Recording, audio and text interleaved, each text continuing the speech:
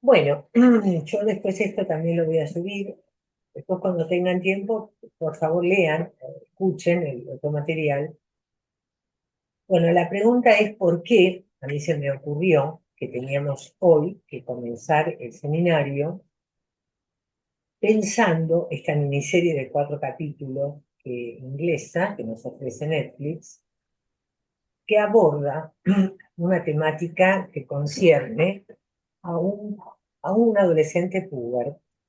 Discúlpenme si les spoileo la película, pero la serie, pero bueno, la idea era que los que vinieron la vez pasada la pudieron ver, los que yo pudieron ver los mensajes, porque vi que lo pudieron ver, bueno, pero el resto se enteró. Sí, Bueno, no, vos sí, pero digo, a ver, porque me contestaron 2 personas nada más.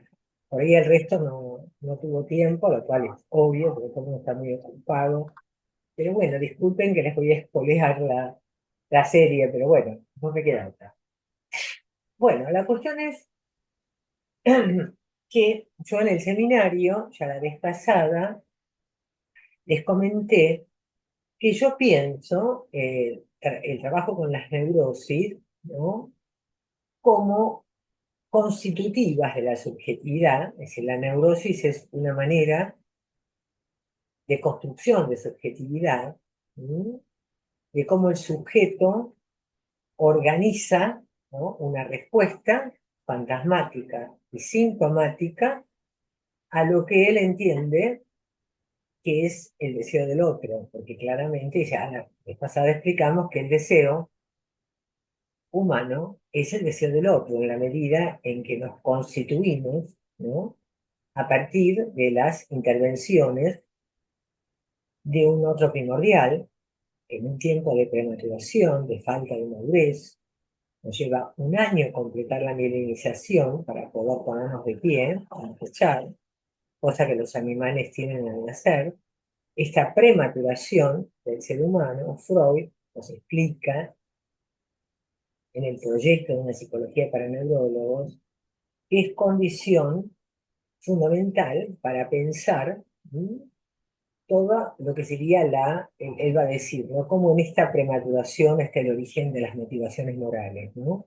En el sentido de que esta prematuración se junta o se articula a que la especie humana haga un salto dimensional al conquistar el lenguaje, se desarrolla en nuestro cerebro el centro del lenguaje, y ese salto de dimensión, del pasaje a ser hablante, nos marca una diferencia abismal con el resto de los seres vivos, ¿no? Es decir, nosotros no somos más meros mamíferos. También lo somos, pero no solo. Somos algo diferente porque ya hablamos. Entonces, claramente, cuando un sujeto adviene, nace, queda, de alguna manera, esto yo lo expliqué en la última reunión, queda sostenido por el deseo de algún otro, que es su otro primordial, que cumple la función de maternaje, ¿no? Que es quien realmente apuesta por ese pequeño, por ese cuerpo naciente, y le atribuye, digamos, una identidad y una subjetividad. Se le pone un nombre en función del cuerpo anatómico y se va estableciendo una serie, digamos, de expectativas que son inconscientes, muchas veces dirigidas a este sujeto. Entonces, en los tiempos de constitución del sujeto, ustedes van a ver, estos estarán haciendo el seminario con Mercedes, que la pubertad, ¿no?, es un tiempo de quiebre, ¿no es cierto? ¿Qué nos enseña Freud en sus famosos 3 ensayos para una teoría sexual? Que la sexualidad humana se desplaza o se despliega en 2 tiempos. Un tiempo infantil, donde aparece lo que él llama el polimorfismo, ¿no? Es decir, un pequeño sujeto que está abierto a todos los goces, ¿no? Que evidentemente en quien se instalan de alguna manera las modalidades de los antes, ¿no? Las modalidades objetales, a partir de la relación con el otro materno, se van constituyendo el objeto oral, el objeto anal, el objeto invocante y el objeto escópico. El cuerpo se va transformando en sede de un goce a partir de la entrada del significante en el cuerpo. Lo que crea la entrada del significante en el cuerpo es un bordero, por eso cero generiza. Hay un tiempo en este polimorfismo, que es el tiempo, digamos, bueno, de entrada, despliegue y salida del Edipo, donde de alguna manera estos goces polimorfos se ordenan en relación al goce fálico. Esto hoy lo trabaja en un célebre texto que se llama La organización genital infantil. Bueno, claramente aparece, digamos, un ordenamiento de estos goces en relación al goce fálico. Y aparece ya en este tiempo esta diferencia entre quienes lo tienen y quienes no lo tienen. Entonces, estos que lo tienen, ¿no? Sería la serie, digamos, de alguna manera, lo que se identifican con el lugar de quienes lo tienen, los varones, que se autoperciben, digo, es un tema, es una operación de apropiación subjetiva, no es meramente el portar anatómicamente un pene, se entiende que hay una apropiación de una significación, ¿no? Y de un lugar en estos dos matemas que nos escribe Lacan en el seminario Angkor, aquellos para quienes rige la lógica falocastración, ¿no?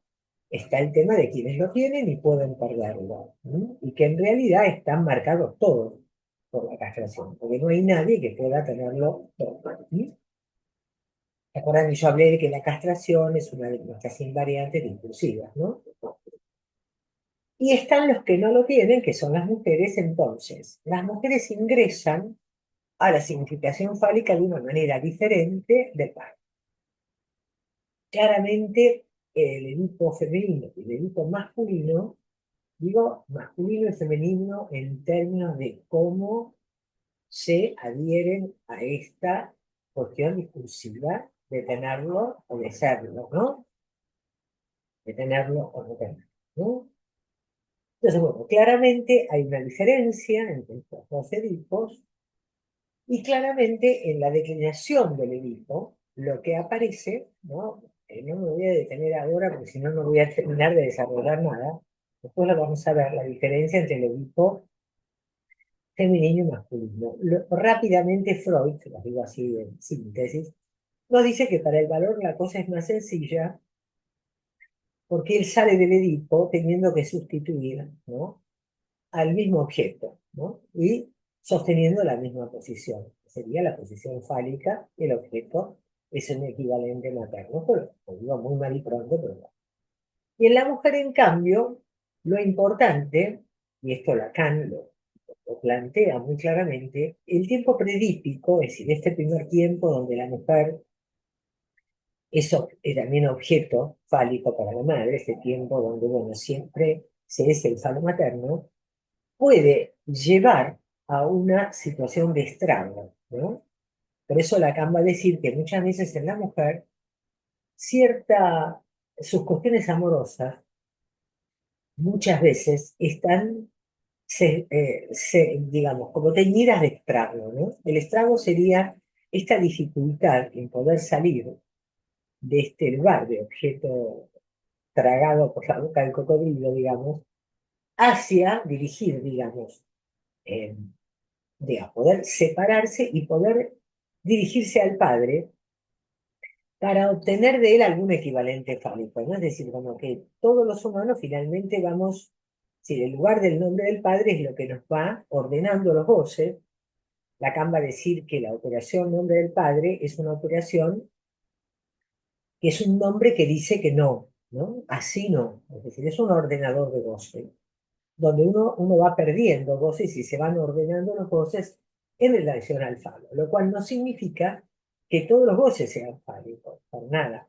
Pero el falo es un organizador, porque es un organizador en el goce, pero también es un organizador en el discurso.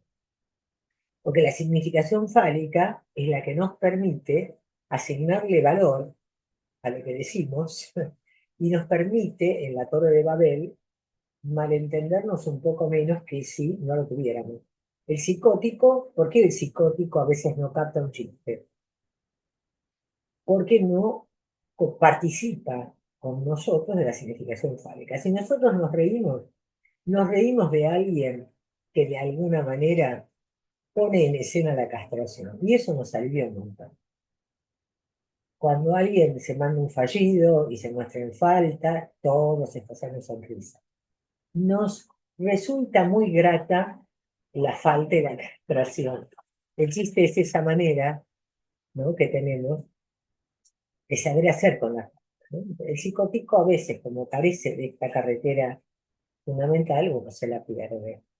Entonces, siguiendo con los tiempos que estábamos con Freud, cae el Edipo, viene un tiempo de latencia. Este tiempo de latencia es un tiempo un tiempo de desexualización, relativa, de desexualización, que permite la orientación de la libido hacia otras cuestiones, por ejemplo, el deseo de aprender, ¿no? Aparece la posibilidad de una sublimación, de un destino diferente para este polimorfismo infantil. Es el tiempo del ingreso a la educación, a los aprendizajes. Toda esta cuestión maravillosa se quiebra con la irrupción de la pubertad. Esto lo enseña Freud en 3 ensayos para una teoría sexual. Les pido que no se lo pierdan, porque tanto Lacan como Miller, como cualquiera de nosotros, parte de esto. Eso nunca fue denegado, fue releído, fue reestructurado discursivamente por Lacan, pero nunca fue desestimado. Entonces, ¿qué implica esta irrupción puberal? Esta irrupción puberal va a implicar, digamos, toda una excitabilidad corporal. El sujeto se encuentra con un cuerpo que deja de manejar, un cuerpo que crece, que lo erotiza, que lo excita.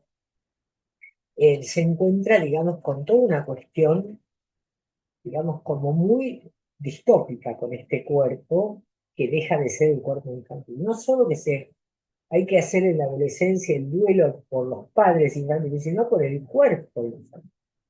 Entonces, hay que subjetivar esta eclosión de lo real puberal, porque es un real, aparece una cuestión hormonal que se nos escapa, donde los sentidos que teníamos, las respuestas fantasmáticas que teníamos en latencia, la tranquilidad, se quiebra, se pierde, se rompe, y es un tiempo muy complejo, donde en todo el tiempo puberal la adolescencia es como el síntoma de la pubertad. Es el tiempo donde el sujeto tiene que ver qué neurosis elige y qué síntoma puede armar para estabilizar toda esta desestabilización real, simbólica, imaginaria que implica la pubertad. ¿Se entiende? Entonces, hay una necesidad, ¿no?, de elegir una neurosis para poder sostener un semblante sexual. Uno no puede elegir un sexo, una posición sexuada, un semblante, si no lo acompaña adecuadamente por una cierta posibilidad, ¿sí?, neurótica de organizar síntoma anulado, ese síntoma histérico o obsesivo o una mezcla de ambos, anudados, ¿no es cierto?, Eh, claramente a un fantasma, ¿no? Es decir, porque en cada una de esas estructuras neuróticas va a haber una determinada modalidad sintomática que se va a articular y anudar a una respuesta fantasmática donde siempre hay una prevalencia de cierta modalidad de goce, ¿no? Es decir, ¿qué soy yo para el otro? Un objeto a comer, a escupir, a retener, a expulsar, a mirar, a rechazar, ¿no? aparecen las dimensiones en el fantasma, estas dimensiones objetales, ¿no? Estas encarnaciones corporales del objeto A, que no es ningún objeto, sino este borde, estos agujeros que la pulsión recorre, ¿no es cierto? Lo que pasa es que se van como instalando en ciertos lugares corporales en función de todo lo que tiene que ver con nuestra crianza, ¿no? Con maternaje, ¿verdad? De cómo fuimos maternados, ¿no? Entonces, ¿qué estoy diciendo con esta hipótesis que yo les propongo?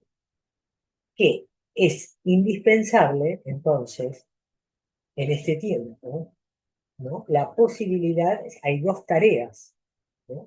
A resolver: la construcción del semblante sexuado y la elección de sexo. Si no se logra estabilizar una neurosis por la vía del síntoma, hay una posibilidad enorme del acting out y del pasaje, perdón, al acto. ¿Se entiende lo que digo? ¿Qué es lo que vemos en esta serie?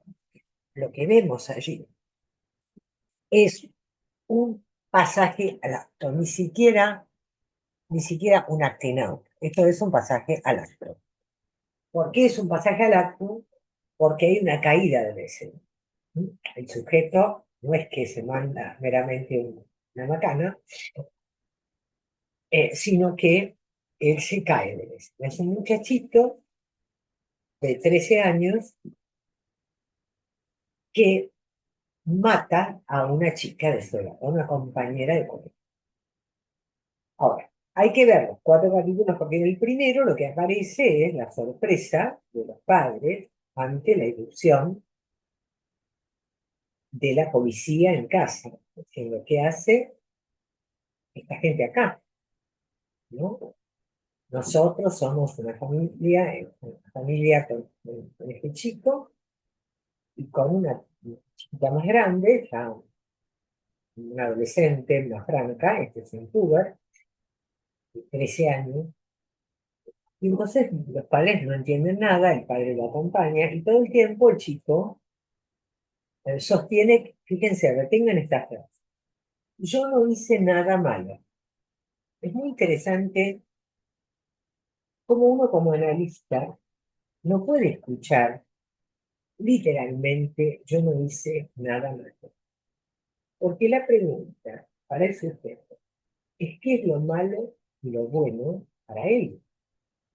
No es que hay un bien y un mal y somos todos aristotélicos o kantianos y sabemos dónde está el bien y dónde está el mal. No somos ni Platón, ni Aristóteles, se llamó, ni Kant. Para el sujeto está lo bueno, ¿no? Aquello que de alguna manera para él, ¿no?, tiene esta connotación y que claramente tiene su origen, ¿no?, en lo placiente, ¿no? Lo placiente que yo y lo placiente que se expulsa también son mecanismos de constitución original. Bueno, el padre finalmente, bueno, lo sostiene, tiene un montón, con todo su amor, con todas las características, pero en un momento la policía le hace ver al padre un video, que en realidad la pregunta sería, el abogado, que llama se pregunta, bueno, pero si el chico dice que no hizo nada malo, ¿cómo es posible que la policía haya, además, una cosa terrible, porque le tiraron la puerta abajo, ¿no?, una cosa espantosa, como la gente le hubiera abierto la puerta, si la puerta, y bueno, no me importa. La cuestión es que el abogado dice, bueno, esta gente debe tener claramente algún elemento muy sólido para estar encarcelado, y que estaba preso. Allá, a partir de los 12 años, ya se trae alguien que también, ¿no? Entonces, bueno, eh, el punto es que la prueba que la policía tiene no es nada más y nada menos que un video, El video. callejero. ¿Se entiende, no? Como acá, que están las cámaras de la calle que uno no sabe que están allí. Y en las cámaras se ve al chico apuñalando varias veces a la nena, porque la nena muere apuñalada. Creo que la apuñaló, no sé si 7 veces, una cosa horrible, ¿no? Entonces ahí el padre entra en una especie de shock espantoso, y realmente empieza, digamos, a rebobinar todo el mundo, ¿no? Y la película tiene varios planos donde hay un inspector.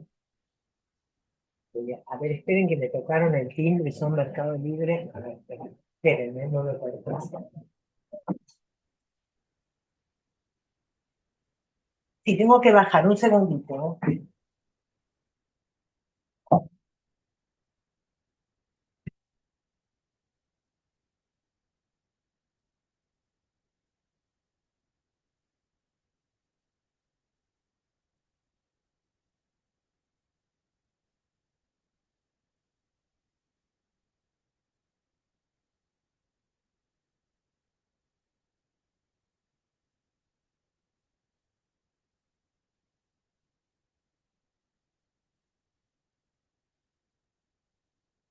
Bueno, acá estoy, por suerte, ya está.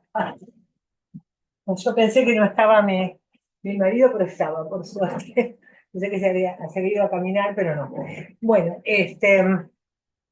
entonces, volviendo a esta situación, la película tiene varios planos, hay un inspector que se pregunta dónde estaría el móvil del asesinato, porque bueno, como todo inspector de policía, el crimen, como siempre, hay un sentido, tiene que haber una causa. Fíjense cómo claramente estamos siempre en el campo del sentido y de la significación. Bueno, ¿por qué esa nena? ¿Qué le pasó? ¿Qué ocurrió?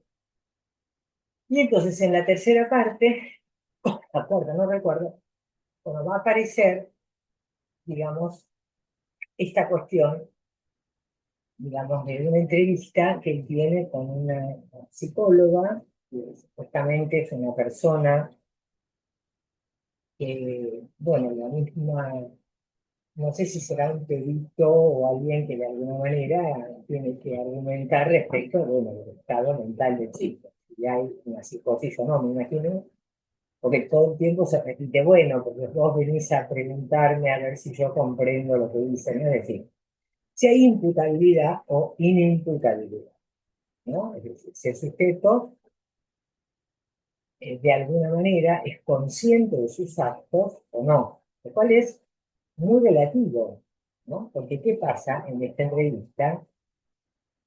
Que me parece es la parte más interesante para nosotros, ¿no?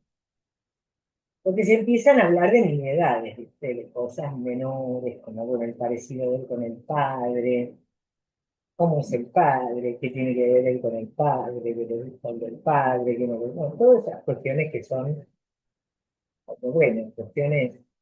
El chico en un momento dice, bueno, pero mi papá no tiene nada que ver, mi papá es un político, ¿no? No tiene. Y es interesante porque claramente los padres, cuando aparece este tema de que las dos, cuando él le confiesa a la mujer que vio el video y que efectivamente quiere que lo asesine, hay como una perplejidad y la primera pregunta que ellos se hacen es, bueno, ¿qué hemos hecho nosotros, ¿no? Para que este chico haga esto? ¿Cómo puede haber salido un hijo nuestro asesino?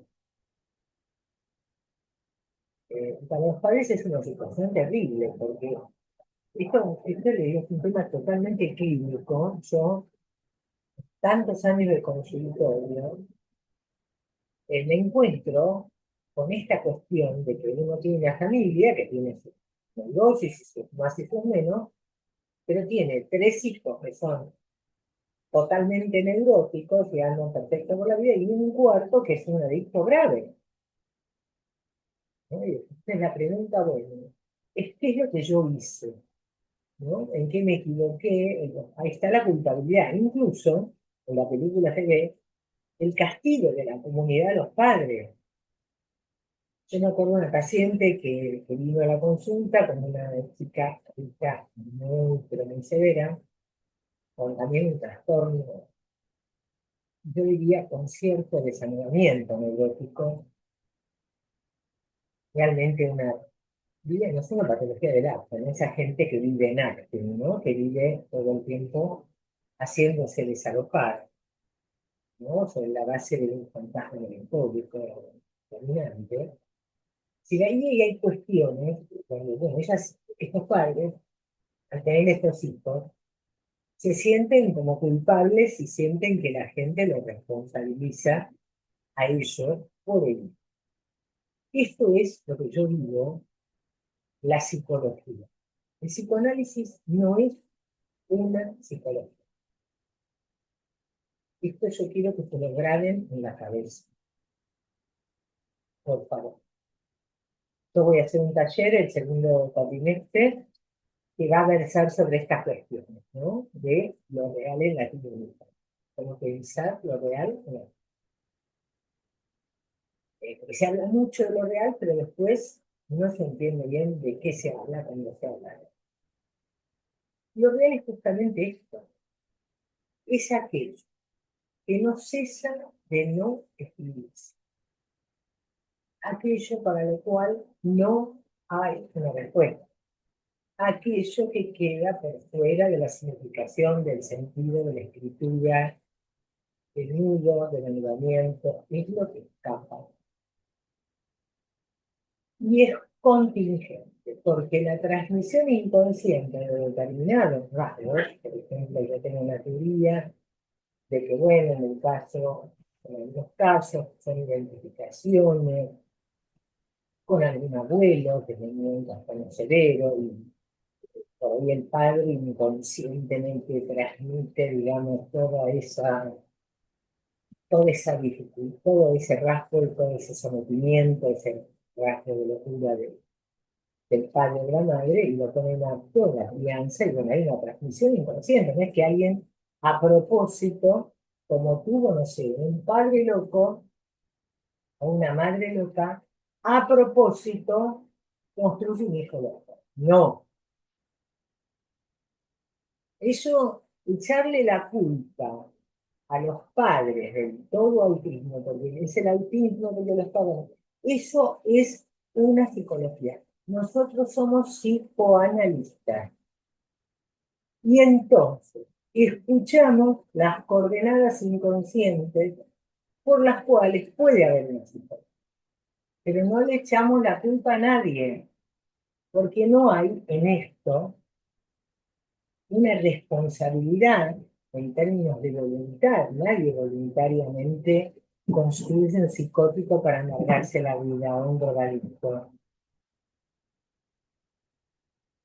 sino que son cuestiones contingentes de algo que se fija en un determinado punto de vista y después no se puede, ¿no es cierto? No se puede inscribir, no puede de alguna manera, ¿no es cierto?, anularse, pasar a ser dicho, pasar a ser síntoma, ¿no?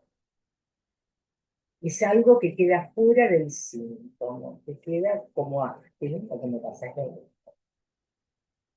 Es muy importante, por ejemplo, no culpabilizar, ¿no? Por ejemplo, en la película se ve que los papás habían ido a un taller, ¿no? Y en el taller la mamá le decía, bueno, acordate que la coordinadora nos dijo que nosotros no somos los culpables de que Ian haya matado a esta piba, la nena, ¿no? Eso, un plano. Y el otro plano es el chico. El chico, en la entrevista, va teniendo distintas posiciones y de alguna manera él estalla de furia en determinados momentos, con lo cual claramente se puede percibir que es un chico que toda la cuestión que tiene que ver con lo funcional, con el manejo de la ira, con el manejo del enojo, está poco anulado. Es decir, hay una tendencia a la explosión de ira. En general, el violento tiene esta cosa de violencia corporal, esto era una dificultad en el anudamiento. No, uno no agarra a trompadas a la gente, en general discute, conversa, se enoja, o puede pegar un grito, personificar, no sé, pero se maneja con la palabra. Pero la pregunta es ¿por qué alguien, digamos, por qué explota el cuerpo? Bueno, ahí claramente hay una dificultad en el anudamiento. Ahí algo se desanuda, ahí no hay nudo neurótico, no hay este RSI que como Freud nos enseña, ¿no?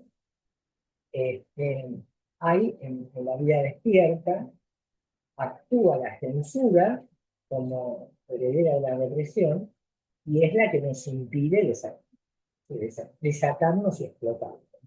¿No? Este pibe, entonces ahí la psicóloga evidentemente conjetura que es un pibe que pudo haber explotado de ira, pudo haber tenido una cosa enfurecida y por la manera en que él responde, con el cuerpo se para, se pone muy violento y hay una escena donde se nota el peligro, la situación de peligro que se encuentra. Pero en un momento, a partir de ese estallido, la psicóloga logra, digamos, ir ubicando esta cuestión de cómo era la relación de él con esta chica a la cual él mató. ¿No? Entonces lo va llevando muy despacito, y entonces el chico, porque parece que había, el inspector de policía había encontrado en el Instagram los famosos diálogos que se tienen con los diferentes emoticones, y entonces el hijo del inspector le había explicado que los emoticones que ponía la chica tenían un sentido despectivo. Entonces, él cuenta una viñeta que me parece que es espectacular, ¿no? Porque ella le va preguntando, ¿cómo era tu relación con ellos? ¿Ya te gustaba? Porque la chica era una de las chicas más lindas del grupo, de las populares, ¿no? Entonces aparecía en estos túneles, fíjense, qué cosa terrible, una llamada teoría 80-20. ¿Qué quería decir esa teoría 80-20? Bueno, que el 80% de los varones son como rechazados por las mujeres, porque las mujeres solo se interesan por un 20% de los varones. No las chicas lindas que les interesan a los varones. Con lo cual, en algún lugar, bueno, entonces él va contando toda una secuencia. Me parece que la psicóloga estaba al tanto de esta cuestión, que se lo fue llevando.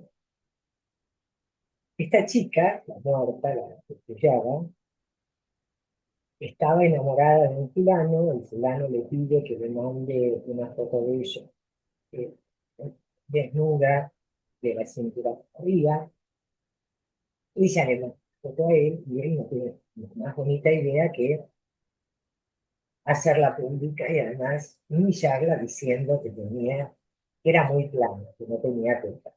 Una cosa muy desagradable. Entonces este pibe, el asesino, digamos, Ian, le plantea, ¿no?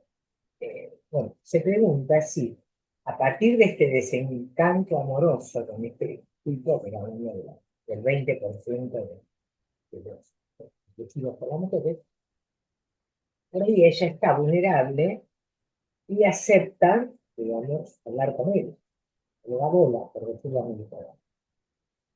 Y él hace esta conjetura y cuando se dirige a la chica para socializarse con ella, de todo lo que había pasado, etcétera, su ayuda, la piba le manda estos emoticones que le dicen que él es un boludo y es feo y que él es por ese 80% de gente descartable. Y yo creo que este es el determinante del estallido de furia del pibe que la termina asesinando, porque en realidad lo que él no soporta es el rechazo. Claramente no soporta el rechazo por una estructura compleja en este tiempo puberal, donde él se siente feo, se siente una basura, un objeto caído del 80% desechable. Hay ahí un núcleo melancólico. Yo entiendo esto, ¿no? No sé ustedes qué pensaron, pero claramente yo lo pensé, que esto nos ayuda a pensar en lugar del femicida también. ¿Cómo pensar al hombre que apuñala a las mujeres, ¿no? Porque es una clara escena de femicidio. ¿Se dan cuenta? Es un varón totalmente violentado y enloquecido que apuñala a la piba. Ahora, cuando el pibe, esto es interesante, después seguimos con algo, ¿no? Pero en el momento en que él le cuenta a esta psicóloga esta cuestión, él eh, le pide, es muy conmovedora, porque la psicóloga dice, bueno, dejamos acá, y él dice, ¿cómo dejamos acá?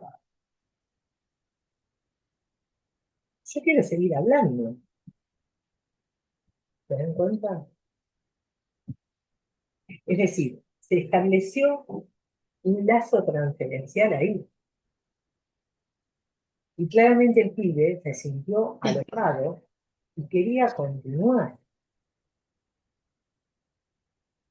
Ella le dice que tiene que buscar ayuda con otra persona porque no es ella no puede atenderlo en la institución. El chico está en una institución psiquiátrica, ¿eh? No lo ponen en la cárcel con los presos comunes, lo ponen en un lugar para que reciba tratamiento, lo cual me parece que es lo que amerita en este caso. Este chico tiene que hacer una rehabilitación, tiene que pagar por lo que hizo, pero también rehabilitarse.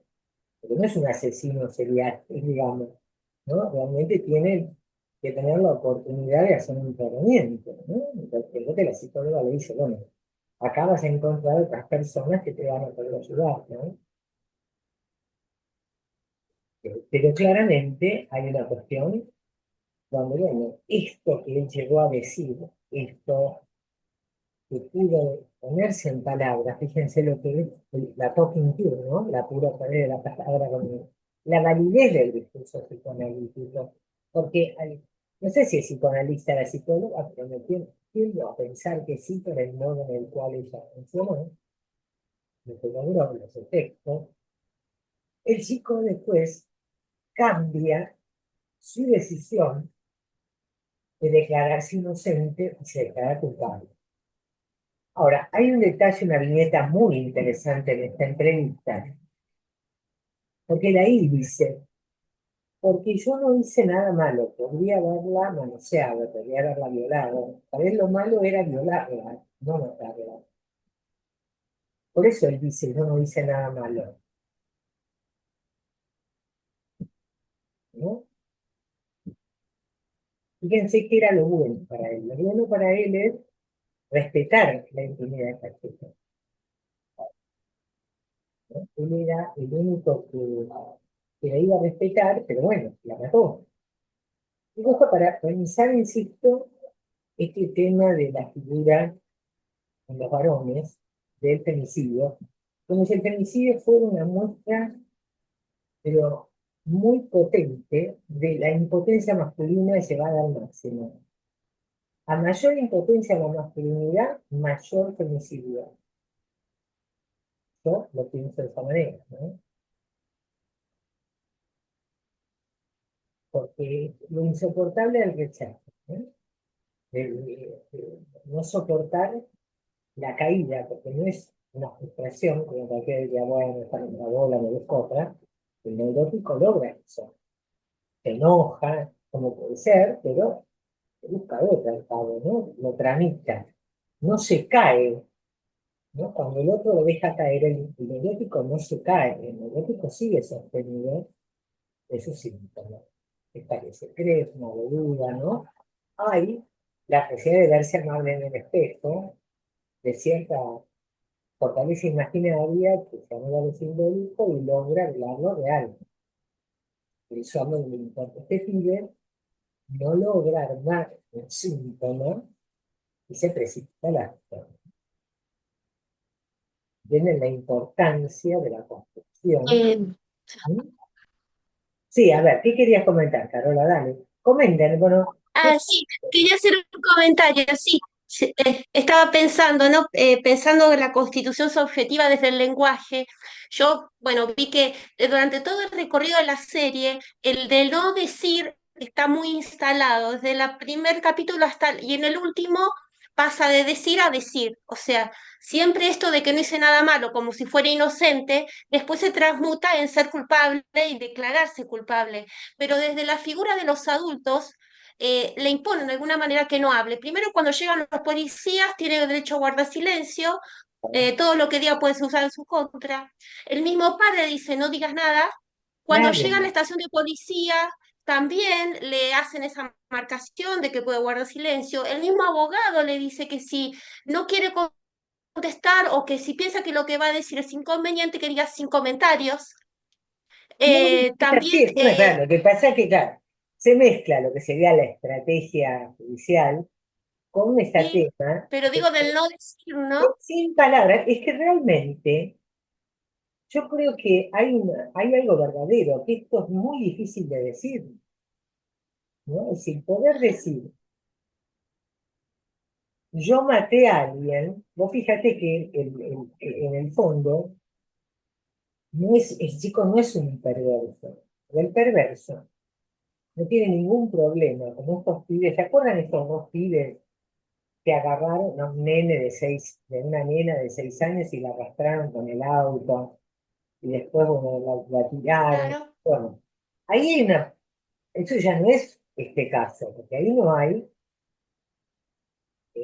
un acto violento, una explosión de ira donde alguien de alguna manera sabe lo que dice y no quiere, hay como una imposibilidad de nominarse como criminal. Yo maté, yo transgredí el no matarás, es una cosa muy fuerte, porque en el fondo él sabe lo terrible que es la muerte, el asesinato, siente culpa, es decir, realmente es un neurótico. Tiene la posibilidad de ser un neurótico, pero todavía es un neurótico tan mal organizado, pobrecito, con tantos agujeros y tantas fijaciones melancólicas, que realmente se transformó en un monstruo. En cambio, estos dos de La Plata, no sé, les importó nada, nos mandamos una cagada, habían matado a una niña de 6 años y estaban frescos como una lechuga. Entienden que ahí no hay, yo no sé qué posibilidad de rehabilitación tienen esos tipos que hacen estos que tenemos acá, que están, no sé si absolutamente, porque eso es una cuestión absolutamente canalla. No les importa nada la vida del otro, y, y realmente por eso la muerte no es nada. Este pibe, para esta familia, esta comunidad, realmente hay una cuestión, ¿no? De lo terrible, ¿no? Además del mandato, del no matarás. Por eso en un punto es algo, por eso es tan importante la sesión con la psicóloga y el cambio de cátula, ¿no? Porque es como si uno dijera, bueno, este pibe, al cabo, ¿no? Logró de alguna manera hacerse responsable de algo, ¿no? Se empezó a entender, digamos, la barbaridad que había hecho, ¿no? Y cómo va a tener que, de alguna manera, tramitar y intentar reparar este daño, bueno, pues repararlo, ¿no? Pero bueno, ¿cómo paga por esto, ¿no? Él está Y igual dispuesto, al final le dice al padre, porque justo claro, viste hablan que por teléfono, ¿te acuerdas? En el último capítulo claro, está en la porque lo llama al camioneta y le dice, padre, papá me voy a declarar culpable y perdoname, le dice. claro, Le perdóname, pide pero perdón al padre. claro, pero en última instancia el padre es un regalo que le hace por el cumpleaños, porque el padre también prefiere que esto ¿se acuerdan cuando va a la pinturería el padre y el tipo de la pinturería le dice, no, porque Sí, nosotros creemos que el chico es inocente y que la policía son unos delincuentes, qué sé yo, y el tipo tira toda, hace todo, el padre hace una cara de furia, porque en el fondo él también quiere que su hijo, digamos, pague por esto. Muy importante también para el padre pagar por esto. ¿Ves? Que el hijo, bueno, es culpable, en algún lugar bancarse esta situación, ¿no? Terrible, pero bueno, es lo que tocó, y que él haga lo que tenga que hacer, ¿no? Porque en última instancia, lo peor que puede ocurrir son estos padres, por ejemplo, no sé, por ejemplo, el padre de uno de los que mató de estos de la nena de La Plata, el padre dijo, bueno, era un tipo que tenía una ferretería, y bueno, que mi hijo vaya preso. Y el tipo claramente tiene tramitado que no puede manejar este disco, que esto es un peligro público, y que, bueno, está dispuesto a que su hijo pague, lo cual está bien, porque no es un mal padre, sino que es alguien que se da cuenta lo que acaba de hacer el hijo, ¿no? Él no lo puede proteger en esto, ¿no? Además son mayor de 16 años, ¿no? Y hay cuestiones, que digo, muy importantes de actualidad, ¿no? Que hacen a esta cuestión de la responsabilidad, ¿no? Y cómo el neurótico, de alguna manera, bueno, siempre, digamos, la neurosis con su costado superyoico de culpa, también en algún lugar permite este tema de hacerse responsable y permite en el análisis, por eso digo, acá en esta sesión hubo un pasaje de una posición muy loca, como decía Carola, de no hablar, de no decir, de silenciar, yo no soy malo, yo no soy malo, etc., a hacerse responsable, ¿no? Que es un poco lo que uno intenta, digamos, con la dirección de la cura, ¿no? ¿Alguno que yo quisiera comentar alguna otra cosa? ¿Tiene algo para preguntar? ¿Se le ocurre algo, digo, para hacerlo un poco más llevadero? La, la serie, la serie me parece que ay, abre muchísimas cuestiones. Yo me quedo pensando esto, bueno, si respondes a algo dentro del campo de la neurosis o no. Muchas veces se dice que en la adolescencia se pasa por todas las estructuras. Es un chico de 13 años, digamos, ¿no? Entonces, Claro, eh, es muy chico. es eso es lo No, que te entonces me digo. quedaba pensando, ¿no? Esto de cómo pensar un diagnóstico, ¿no? ¿Viste? Por eso digo, ves que yo por eso les quería traer esto. Porque no ven que el diagnóstico no puede ser un rótulo. Bueno, es una historia. Bueno, está bien. Pero lo interesante es de alguna manera pensar si hay estabilización neurótica, que eso lo logra el síntoma, o es un momento de mucho desanudamiento donde no logra estabilizarse el síntoma. Para mí, yo tengo esta hipótesis, Ana, no sé, la estuve pensando por eso la quería traer, porque me parece interesante. de hecho, las personas que estuvimos en el seminario anterior, que justamente estábamos empezando a hablar un poco de las pulsiones, surgió el tema de los desbordes pulsionales. No, no hablamos de la serie, pero sí se empezó a hablar de la pulsión y qué pasaba con respecto a esto, ¿no? Cuando hay un desborde o se dio ejemplos de la etapa adolescente o el tema de los consumos, ¿no? Porque por La ahí, bueno, pubertad, tiene que ver con esto, ¿no? vos viste la hipersexualidad de estos chicos. A los 13 años están obligados a avanzar el varón con una chica. Ahí hay una especie de tiempo. Y creo que es un rasgo de la contemporaneidad.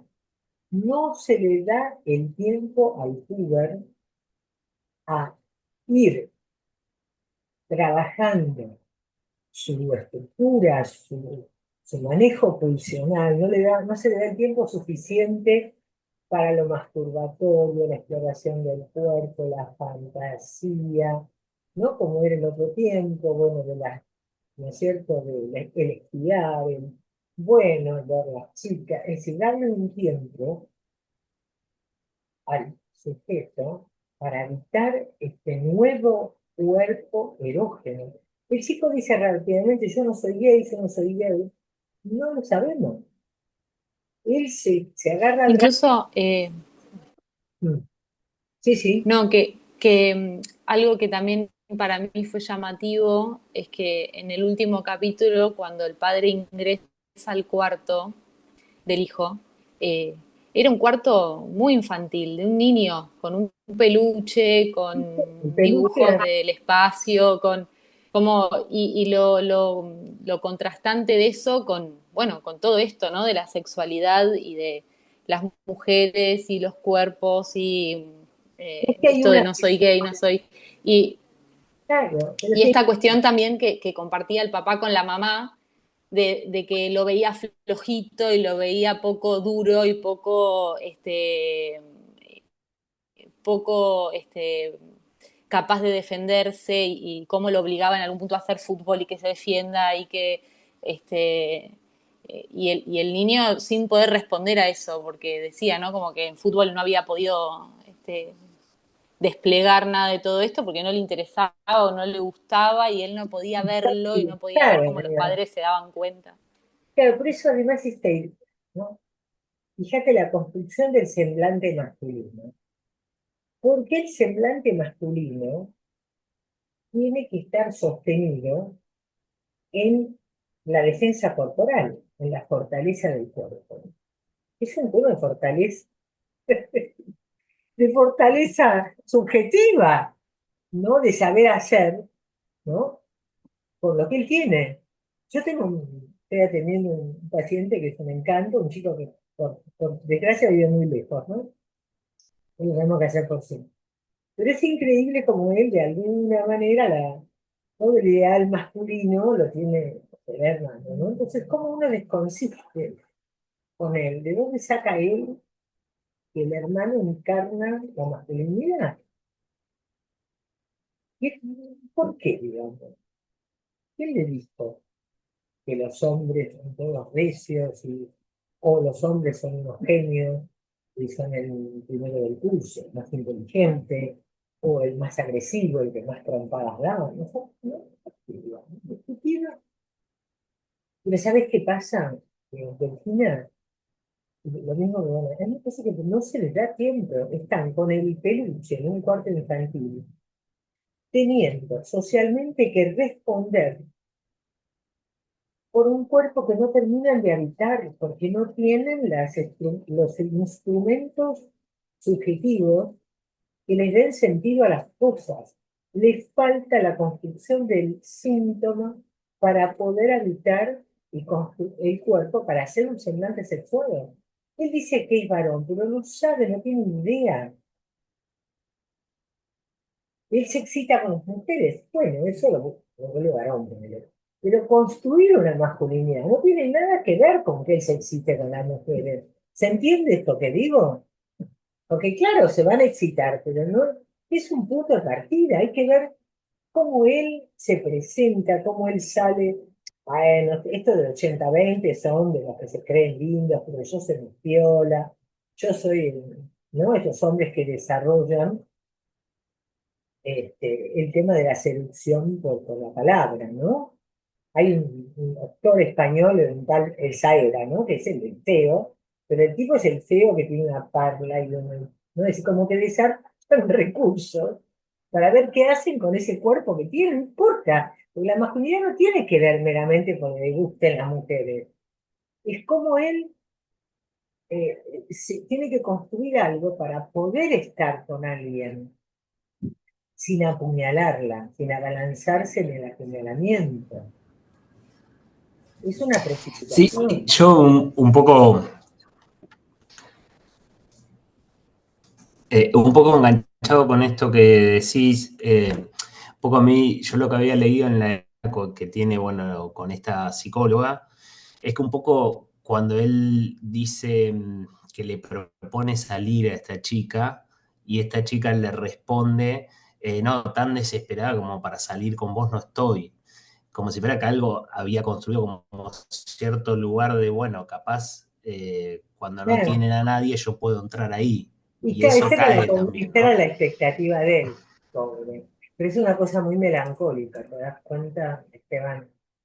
Porque ahí hay un rasgo, está bien, claramente, bueno, es lo que él puede, ¿no? Pero es cierto que él en el fondo tiene un tema de que está muy peleado, que es lo que uno ve con estos chicos, que le pasa a muchos adolescentes porque hay muchas regresiones a cuestiones muy primarias, donde claramente él se siente feo, se siente impotente, se siente caído. Como que él es ya, la oferta que está de remate.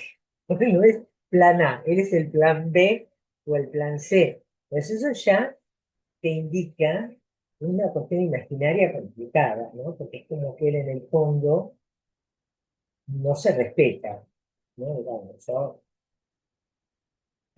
voy a tratar, pero tampoco me voy a tirar al piso para que ella me pise la cabeza, digamos, ¿no? Como cosas anecdóticas.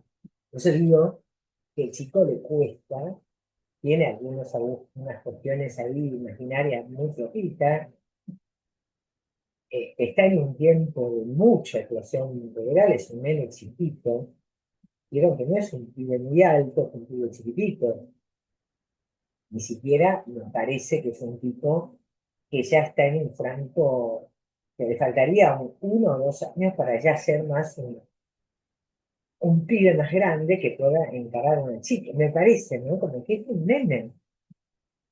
Es una situación que hay que pensar esta cuestión, por eso digo, de la hipersexualidad, ¿no? Obligarle, por eso digo que hay que tener cuidado en la educación sexual integral, en tratar de que la gente, los pibes entiendan que no están obligados a nada, que se tienen que dar el tiempo que necesiten, y que tienen que respetarse, respetar el cuerpo del otro. Para mí eso sería lo fundamental, admitirlo, ¿no? Darles tiempo, ¿no? A que puedan construir, ¿no? Porque se trata de con qué cosas identificatorias él puede tomar del papá, de algún profesor, ¿entendés? ¿No? Para poder armar este semblante sexual, porque hay que construir un semblante sexual. Él está ahí, sino como objeto caído, él es el 80% lo que tira al tacho de basura, ¿no?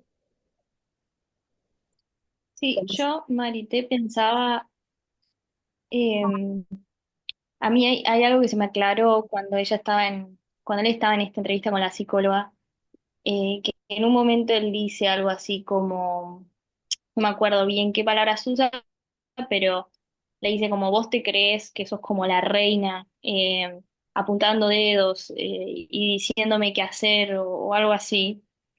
Y yo ahí pensaba como cómo él está en ese lugar del ser humillado, ¿no? O no sé si el Estado se pone como en esto de que la mujer decida, ¿no?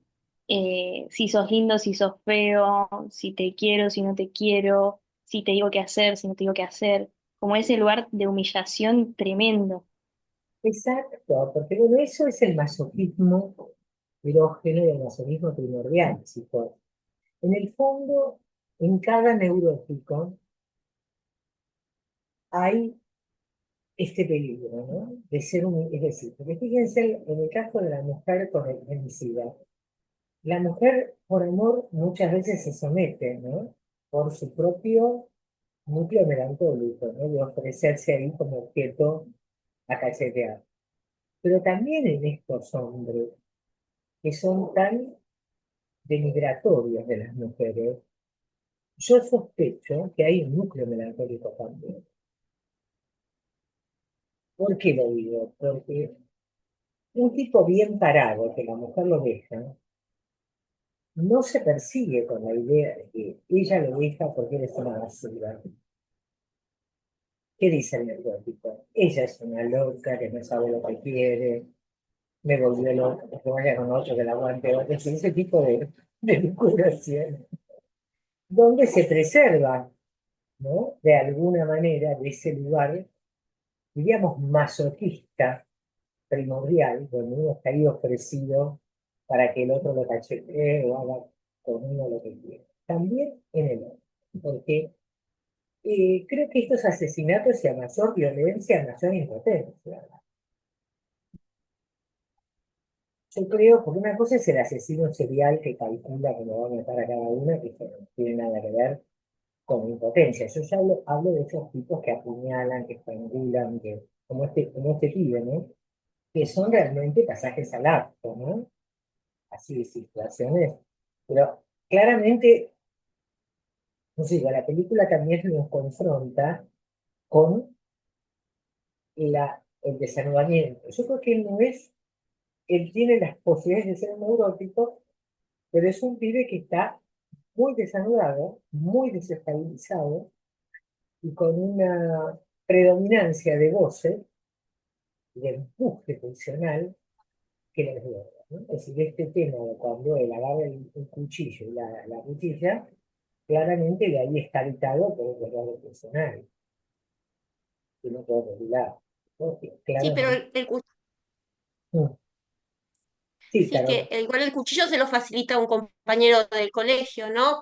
Hablando de lo premeditado, igual él, Por eso o la sea, el cuchillo se lo da chica, un compañero del colegio, ya un claro, tiempo, por eso viste que la amiga de la muerta se la agarra con el que le prestó el cuchillo.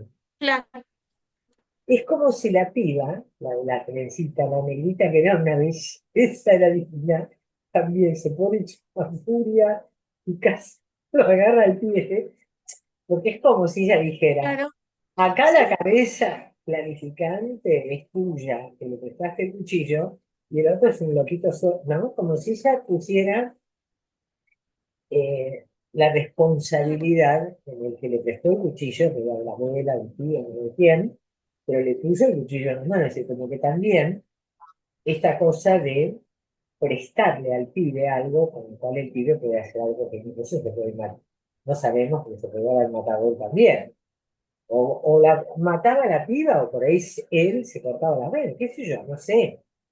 Porque él estaba muy atribulado con un pibe así como una sensación de, digamos, como decían los padres, que se encerraba a ver la tele. Claro, entra en un mundo virtual donde, digamos, son el nene del peluche que juega a hacer a la cosa porno en las redes virtuales y no hay tiempo para la adolescencia. ¿Eh? No hay el igual tiempo. podemos pensar que algo también del maternaje y la separación, algo ahí no funcionó bien, porque en realidad está bien, sin pensarlo en un asesino serial, él hace lo que quiera y ahí no contempla que no debe matar. Él va y mata, pero bueno, por ahí lo estoy pensando mal, ¿eh? Pero Yo creo que él se sabe me que no ocurrió tiene que matar, no, analizarlo desde no, ese porque es lugar. una familia neurótica, ¿eh? El padre es un Ajá, neurótico, así como todo neurótico que se equivoca pensando que el chico va a salir a flote si juega fútbol, esas cosas, bueno. Pero el padre y la madre aparece como alguien bien, ¿viste? Que le habló de la dieta del nene, en fin. Yo creo que los padres tampoco saben qué hacer con este tiempo adolescente, porque claro. ¿me entendés? Como que es más de impotencia de los O padres, no saben qué decir. no saben qué decir, no saben cómo. Eso se ve, eso se ve en toda la serie para mí. En el colegio es impresionante cómo Sí, nadie entiende nada. sí, El hijo del investigador en un momento le dice, me da lástima verte tan perdido, Perdido, ¿viste? Tan diciendo perdido. tantas, como entendiendo cualquier cosa. Y eso es increíble porque decís, bueno, están solos. Ese es el los problema, que el Están, profesores adulto no están re entienda, no es maltratados también. gracioso, es trágico, porque no es joda, ay, mm, el adulto no Claro. entiende sí, sí, nada, qué sí, joda, qué bien que estamos. No, están en el horno, porque mm, ellos no pueden hacer sí, nada sí. con todo esto que construyen en la virtualidad. Justamente ahí, yo lo que veo Mm.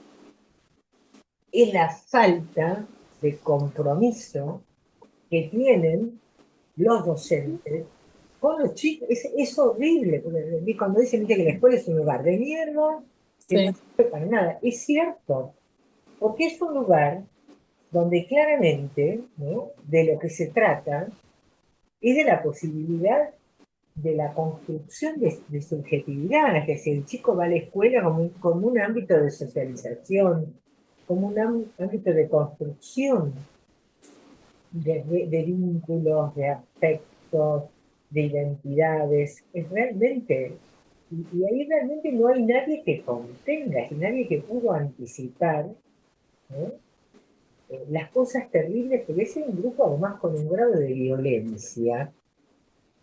¿Se acuerdan que el pibe, el hijo del Mm. inspector, era un pibe absolutamente objeto de bullying? Porque era medio tímido, no era muy agraciado, Sí, le decían cara de pena, y realmente el pibe estaba prácticamente abochornado, ¿no? La cuestión de estar Y solo. uno piensa que, y uno piensa en un momento, cuando están hablando solos, padre e hijo, el padre le pregunta, bueno, ¿y vos cómo estás? O necesitas algo, no sé, sí, como que le pregunta por él y yo pensaba, ¿qué te va a contestar? Si no, no, ¿cómo vas a poder alojar que le estén haciendo bullying, que le estén, si no, si se te está haciendo tan difícil como poder... Eso es hace una cosa. poco tuve una consulta, una chica, tuvimos una sola sesión porque después no, bueno, no quiso continuar, no vino a la siguiente, la volvió a citar, no vino, ¿no? Como que no pudo arrancar. Pero algo que a mí me había impactado mucho de la primera entrevista que tuve con ella 19 años, estaba en el 18, 19 años, en el primer año de la facultad, había recién terminado el colegio secundario. Y en un momento hice este recorte nada más, que es que ella me dice, ahora no estoy en mi casa, yo estábamos haciendo virtual. Eh, Porque bueno, me peleé con mi mamá y me fui, ayer me peleé con mi mamá y me fui, pero bueno, me dice, mi mamá no se debe haber dado cuenta que yo me fui porque estaba enojada. Y a mí me pareció tremendo eso, porque claro, ella se fue enojada, pero nadie pudo leer que ella se fue porque estaba enojada y no porque se fue y punto, y nadie la buscó. O sea, dije, bueno, nadie la va a buscar, No, porque más loco que nadie la se madre dio no se cuenta haya de... dado, que la madre no haya registrado. Vos fíjate dónde estamos Sí, parados, sí. porque una cosa es la necesaria construcción de intimidad en el tiempo puberal, y otra cosa es que vos te vas de tu casa, nadie te busca. Una cosa es que, bueno, vos te vas enojado, haciendo un escándalo, y entonces tu mamá empieza a buscarte y vos no le contestás, qué sé yo, hasta que no se llaman la atención. Yo digo cualquier cosa, pero digo, es una locura, ¿no? Yo creo que la serie esta lo que nos está mostrando es cómo, digamos, en este mundo donde la pantalla viene a reemplazar la palabra humana, esto está haciendo estragos en tiempos constitutivos. Esta idea de que la familia deje solo, no se meta. Una cosa es que respete la intimidad del chico y otra es que los adultos, los profesores, no se metan a hablar del nivel de violencia en el que conviven estos chicos. claro. Sí, y el poco entendimiento, aunque la virtualidad hoy en día es un espacio en el que pertenecen, ¿no? Porque en un momento el chico, el padre, cuando le dice a la madre, bueno, yo me encargaba de querer llevarlo a jugar al fútbol y demás, y después quiso una computadora y bueno, empezó a estar en la computadora y estaba encerrado en su habitación, como si fuera que no terminan de entender que ese es un espacio en el que pertenecen, a un espacio real para esa subjetividad. Claro, que no es real, es decir, que ellos estén todo el día con las redes, Es, no los hace sociables. claro. Es decir, En un ¿cómo? momento el papá dice que la habitación de él es un lugar seguro. Es un lugar seguro. Entiende que la habitación de Jamie es un lugar seguro. Dijo así, tal cual. Claro, eso, la habitación de Kevin es un lugar seguro. ¿Seguro para qué? ¿No? Este tema de que el peligro está seguramente el peligro, es lo que uno lee también acá en la clínica. No, porque la calle está peligrosa, entonces el chico se la pasa todo el día con la computadora en el cuarto. Esto es muy acá del conurbano, de que como hay peligro para salir a la calle, entonces estamos todo el día, esto también es un tema, porque esto que vos decías, Carola, de la falta de palabras, bueno, porque efectivamente todo lo que no decimos finalmente retorna por algún lado, es decir, todo el goce que no sea palabra, que no se regula, que no se tramita, no es que desaparece, retorna de alguna manera impensable, ¿no? El hecho de no ir a buscar un chico, no saber dónde está el chico, no es gratis.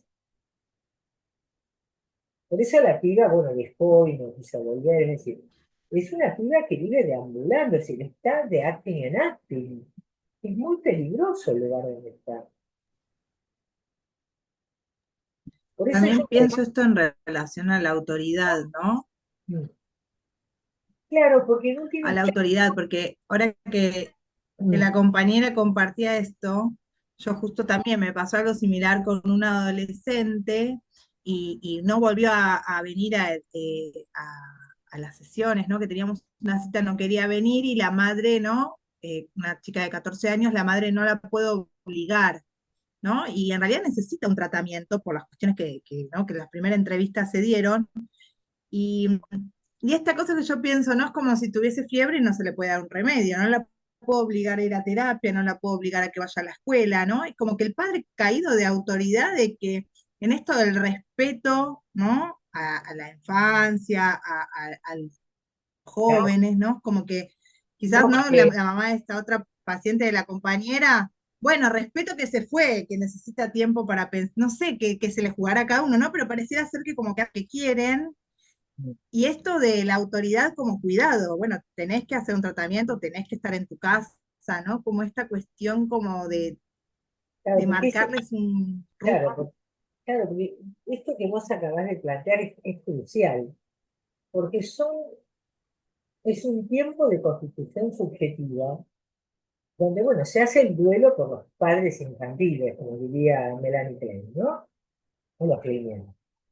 Pero justamente se duelan esos padres que son omnipotentes, que lo pueden todo, que lo saben todo, pero es necesaria la figura de la autoridad para, para que ellos puedan cuidarlos de sí mismos. Y la autoridad paterna está llamada, bueno, si es necesario, decir, bueno, mira, hacemos sesiones vinculares y vamos los dos a bueno, vos no querés solo, bueno, vamos todos. Pero vamos, a algún lado, aquí no se puede seguir, no sé, ¿entendés lo que digo? Y cómo ubicar el así ¿no? La caída del nombre del padre. Porque una cosa es la autoridad. ¿De qué pasa? Más caída es la autoridad y el nombre del padre, fíjate, y es un mundo que está lleno de líderes autoritarios crueles. Mira la paradoja, ¿no? Porque uno dice, bueno, nos liberamos de la autoridad, ¿no? Porque, viste, yo me río mucho, ¿no? De la ideología de nuestro presidente. Dice que es anarcocapitalista, ¿no? Es una cosa, una actividad inventada, no importa, pero justamente, ¿no? Supuestamente estamos en la anarquía. Bueno, estamos en una anarquía, cada uno hace lo que quiere, ¿no? Tenemos un poco el mensaje, ¿no? No hay autoridad. Autoridad no, pero líder autoritario sí. Es decir, yo le digo que todo el mundo es libre, pero yo les grito a todos los mandos, ¿no? ¿Cómo es? ¿No? Es decir, yo creo que justamente los ideales liberales democráticos encarnan un sistema de convivencia donde se apela a una regulación legal, que haya, digamos, leyes, que haya un orden, haya, no sé, poderes que se dividen, no hay nadie que tenga el poder entero, sino que se regula, se reparte, etc.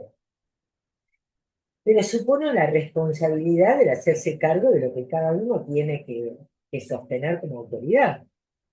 No puede haber anarquía en una sociedad. Tiene que haber un sistema de regulaciones, porque la anarquía es la anarquía funcional. Entonces, ante la anarquía funcional viene después el líder fascista autoritario para regular eso, que es un caos, ¿no? ¿No? Como dice Serrat en una canción, que todo sea como está mandado y que no mande nadie, sería, ¿no? Si todos pudiéramos regularnos, no tendría darnos órdenes, nadie. Uno más libre es cuanto más regulado está. Eso es lo que no se entiende, ¿no? Un adolescente no puede ejercitar su libertad, irse de la casa, ¿no? Porque no está en condiciones de manejar esa situación,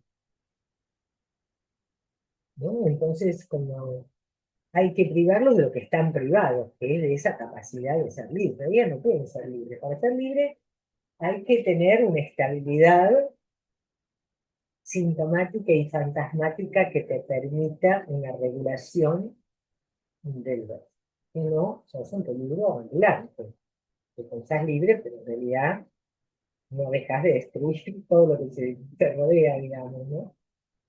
Pero bueno, yo quería acercar esto que me parecía muy interesante para, bueno, empezar a abordar las dos grandes estructuras que el psicoanálisis encuentra, que son la histeria y la neurosis obsesiva, que siguen siendo, para mi gusto, los dos formatos globales, digamos, de la neurosis, que se pueden mezclar, se pueden olvidar, y que se corresponden, digamos, con ciertas características en el campo del deseo, ciertas características en el campo del goce y ciertas características en la esfera del amor, ¿no? Es decir, como que un nudo amor, deseo, goce, eh, las neurosis intentan anular estas cuestiones, ¿no?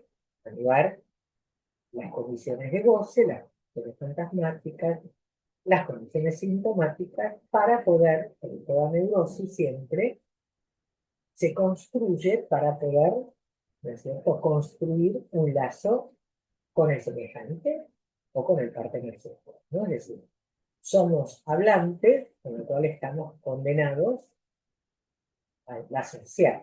¿No? Y en ese sentido, todo lo que construimos a nivel de los semblantes y de los síntomas está al servicio de esta relación, ¿no? Por eso yo digo que es tan importante en la adolescencia, bueno, además yo creo para los pibes la necesidad de que la escuela sea un ámbito de conversación, un ámbito de encuentro, que encuentren además cosas para hacer en común.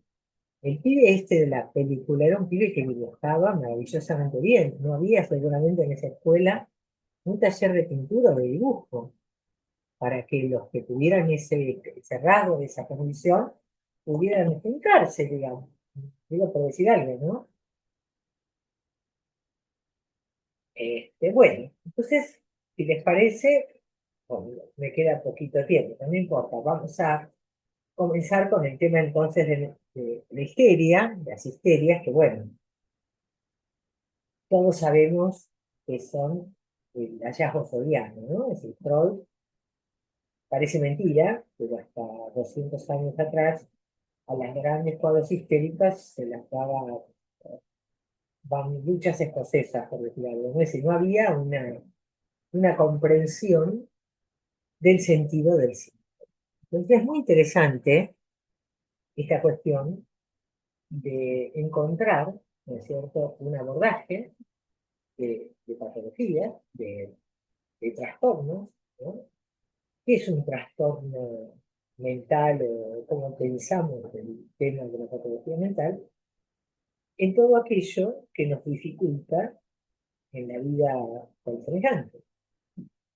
Siempre claramente la dificultad está en el lazo con el otro, ¿no? Con el pequeño, este lazo con el pequeño otro, que es nuestro semejante, a tener, está determinado por nuestra previa relación con el gran otro. Con ese gran otro que fuimos armando en nuestra cabeza, ¿no? Y una de cuyas caras es el super yo, ¿sí? Es decir, este otro que nos mira, que nos exige, que nos demanda, ¿sí? La internalización, ¿no?, de un otro que nos demanda, ¿no? Pero bueno, todas estas cuestiones no habían sido pensadas ni siquiera por Charcot. Estamos hablando de la clínica de fines del siglo XIX, comienzo del siglo XX, no hace tanto tiempo. Y a partir de ahí, bueno, el discurso psicoanalítico digamos, pretende adentrarse en el sentido del síntoma, ¿no? Si Freud apuesta a que todas estas histerias que tenían muchas manifestaciones corporales podían ser abordadas a través de la palabra. Él había probado otros métodos de hipnosis, pero finalmente había renunciado porque todo lo que él obtenía en el tránsito hipnótico después se perdía cuando la gente se despertaba, se olvidaba. Se confundía eso nuevamente a la represión de la sensación.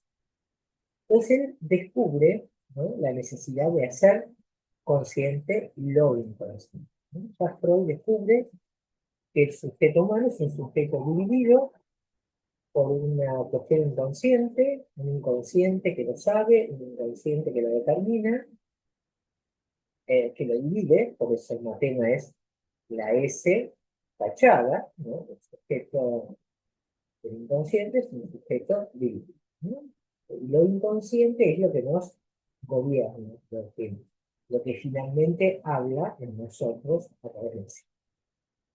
Entonces, Freud apela al desciframiento, ¿no? Es decir, entiende que el síntoma está cifrado y que esta conversión, esta especie de parálisis o trastorno en el cuerpo, que no puede ser pensado desde la biología, porque no es que la persona quedó paralizada porque tuvo un ictus o un derrame cerebral que le inmovilizó una parte, sino que de repente tiene una parálisis en la parte que va del codo a la mano, no sé si vos lo.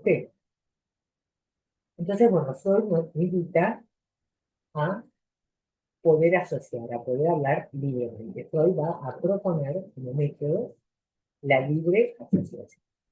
Y en contrapartida del analista, él viene a proponer una contrafigura de lo que sería este tema de la asociación libre, que es la atención flotante. Es decir, el analista tiene que estar escuchando de una manera donde no tiene que apurarse en una comprensión, sino que tiene que escuchar y ver a dónde, cómo precipita esto que se dice, cómo se lo puede puntuar, cómo se lo puede expandir. Por ejemplo, recién cuando hablábamos de la serie, veíamos la frase del chico: no hice nada malo, no hice nada malo.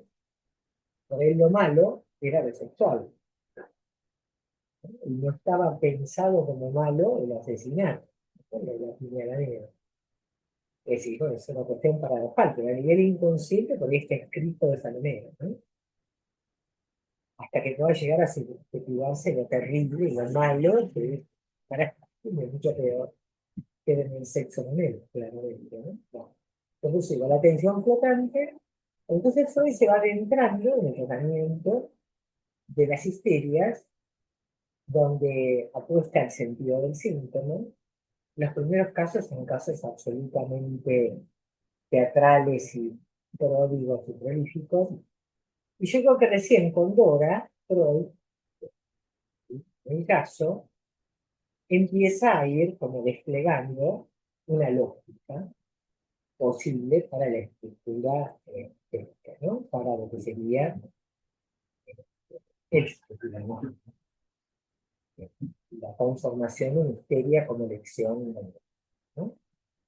Por un lado, podríamos pensar, bueno, Freud lo que va a descubrir es que respecto de la constitución del deseo, lo que prevalecería en el caso de las histerias es el deseo como insatisfecho.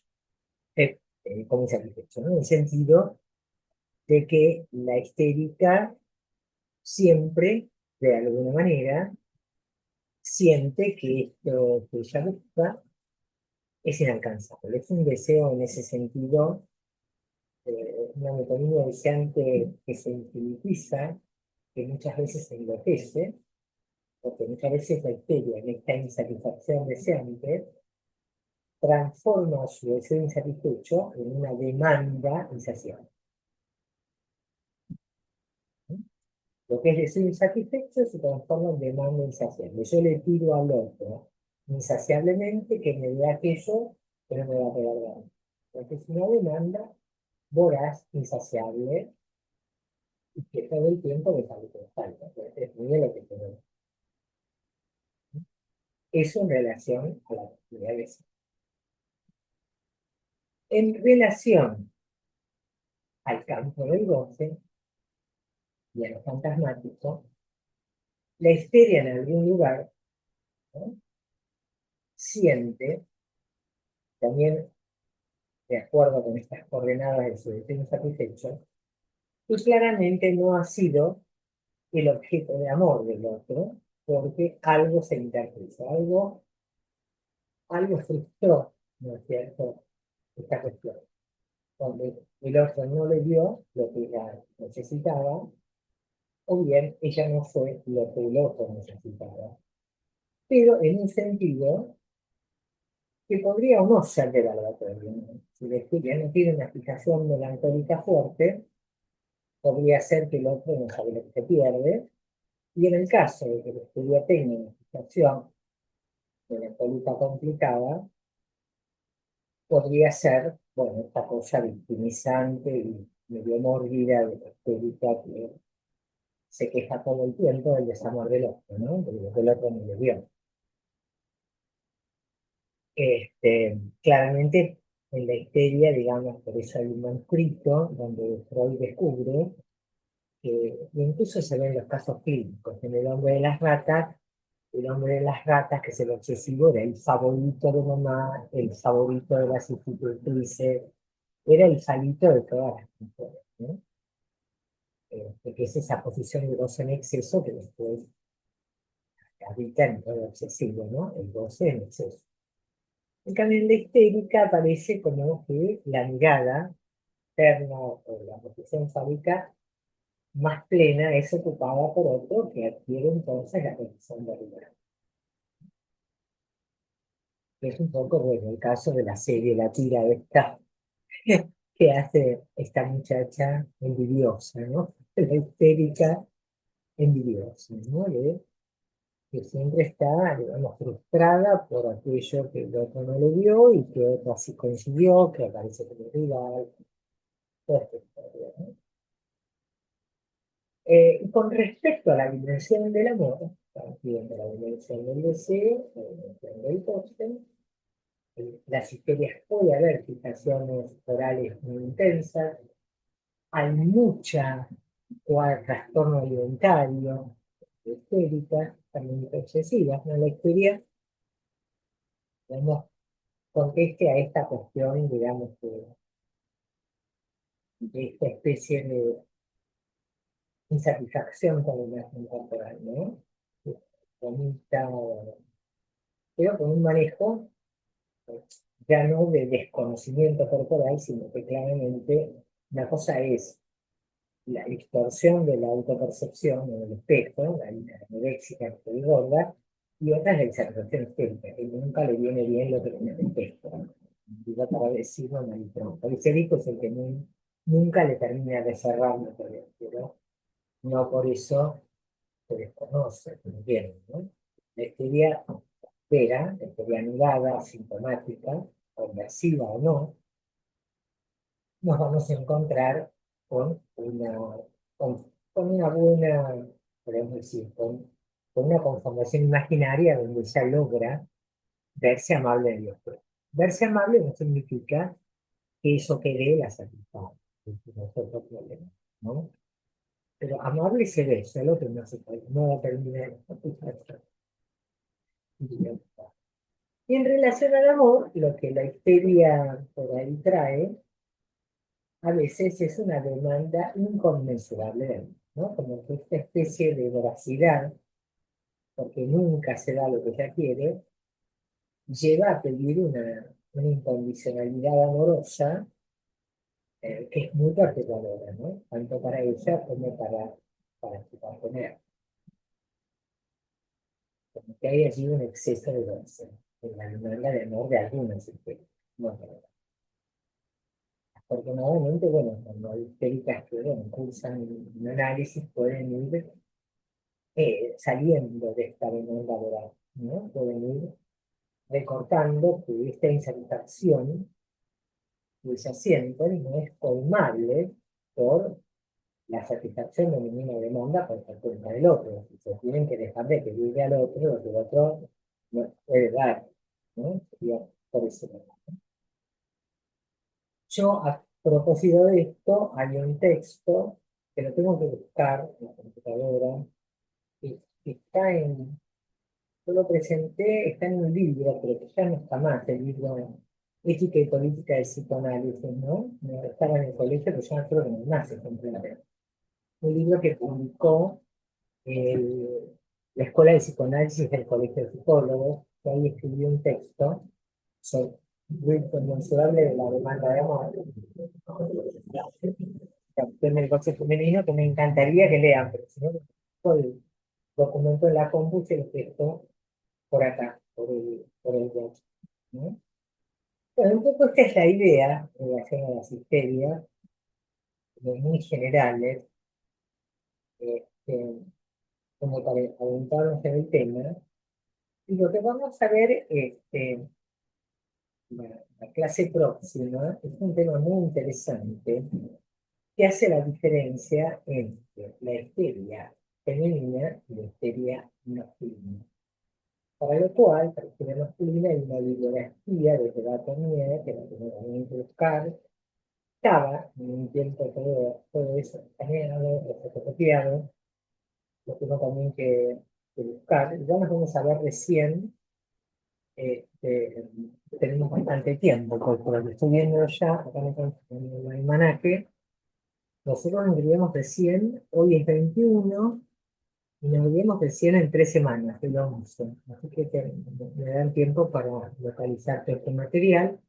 Pues en la clase del 11 vamos a ver la diferencia entre histeria masculina e histeria femenina, con esto que decíamos, que no es lo mismo la construcción, digamos, la elección de la neurosis consciente, cuando, digamos, se construye un semblante femenino que cuando se construye un semblante masculino, ¿no?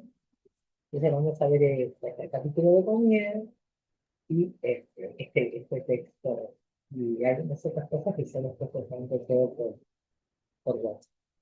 Así que bueno, después nos veríamos el 24. Yo hay perdón,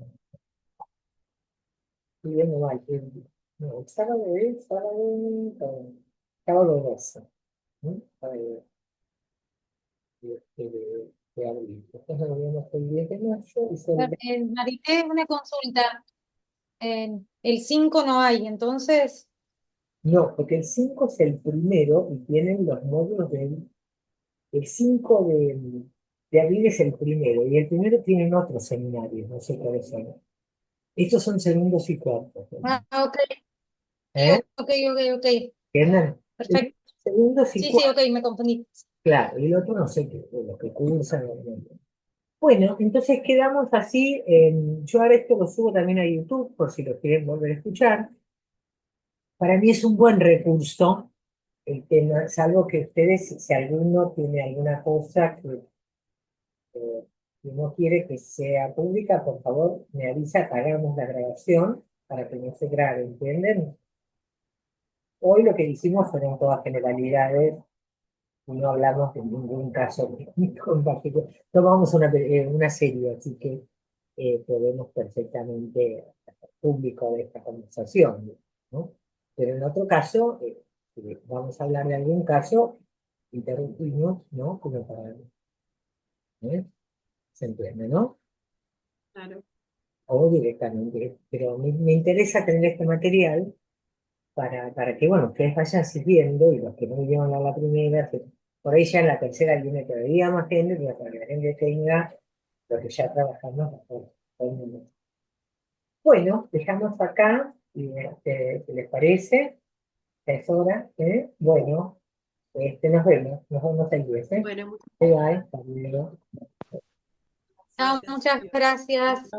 Chao, hasta luego. Chao, gracias. Chao, chao. Chao.